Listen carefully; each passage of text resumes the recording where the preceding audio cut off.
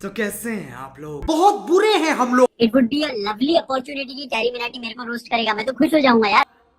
ना ना ना ना, ये क्या लॉजिक है? ये बच्चों के हाथ में किसने दे दिए फोन? नहीं नहीं, तू एक काम कर, तू ना स्ट्राइक मार बहनचोद। असली तो फुद्दू बैठे हैं यहाँ पे, तू मार स्ट्राइक। गाइस यार कोई बुरी मानने वाली बात नहीं है, आप लोग ने किया, हम लोग ने स्पोर्टिंगली लिया, तो अब आपकी बारी, आप लोग भी सारी चीजें स्पोर्टिंगली लेना। अरे यार क्या किया है तूने? अबे लॉकडाउन में बावड़ा हो गया है क्या? तुम ना पहले फैसला कर लो एग्जाम में कौन सी किताब पढ़ के जानी है। तुम्हारे सारे जवाब गलत होते हैं, नंबर आते नहीं, और फिर तुम पेपर ही छुपा देते हो। शाबाश।